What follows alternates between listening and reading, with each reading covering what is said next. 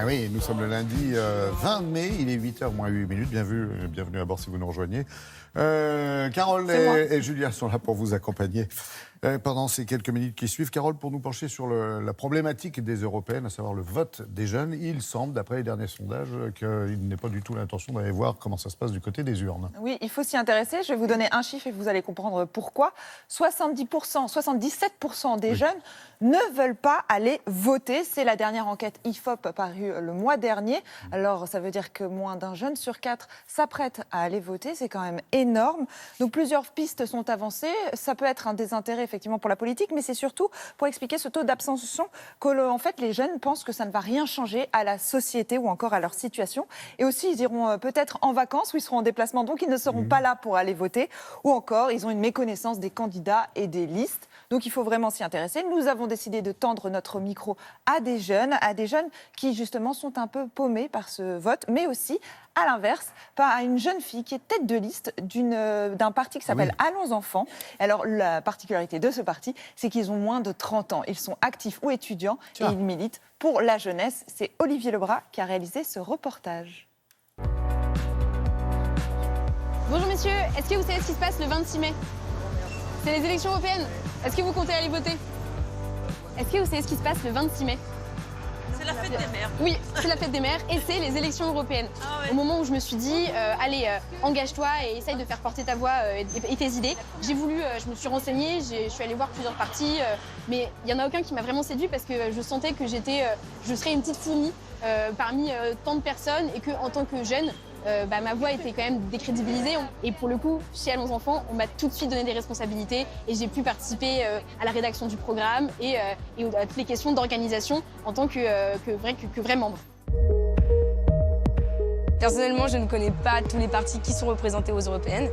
Et pourtant, je m'intéresse beaucoup à ces élections. Mais par exemple, je n'ai pas suivi le débat, le grand débat télévisé, parce que je considère que ça nous apporte pas énormément et que c'est plus une cacophonie qu'autre chose. L'abstention est vachement due du coup au fait qu'on n'est pas sensibilisé dès le plus jeune âge et même pendant nos scolarités qu'on est très très peu sensibilisé à cette question européenne et à cette question des élections. Voilà, pour moi ça fait partie aussi de l'éducation scolaire, etc. On n'a vraiment aucune information là-dessus. Sûrement un manque de communication aussi de la part des partis qui fait que les gens, comme ils n'en entendent pas vraiment parler, ne se posent pas vraiment la question et ils vont parfois même pas voter, quoi.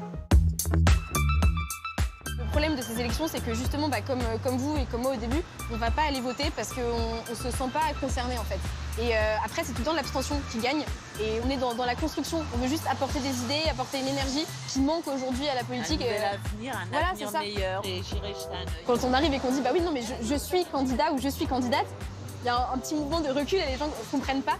Mais on discute justement et c'est important pour nous aussi de discuter et d'avoir un vrai dialogue pour faire comprendre l'enjeu que ça représente d'amener des jeunes en politique. Et à la fin de la discussion, très souvent, les personnes nous disent mais vous avez raison, engagez-vous et il faut des jeunes qui se bougent et il faut apporter des idées nouvelles.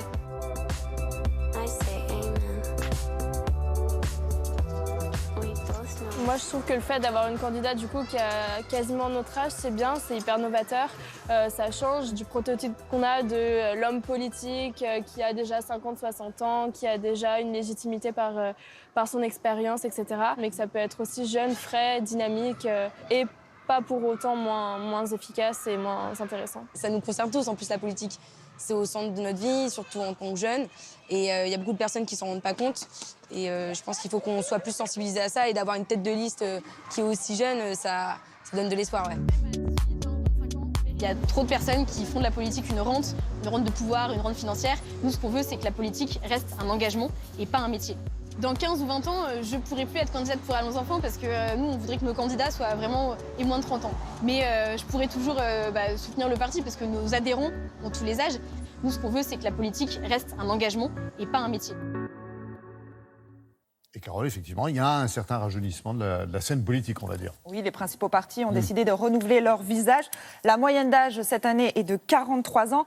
En 2014, elle était de 54 ans. Donc on va le voir, par exemple, Manon Aubry, qui mène la liste de la France Insoumise, à 29 ans. Jordan Bardella du Rassemblement National, à lui, 23 ans. Et enfin, François-Xavier Bellamy, des Républicains, à lui, 33 ans. Donc vraiment, on va voir si ce rajeunissement va être bénéfique. On le saura le 26 mai. Merci, voilà.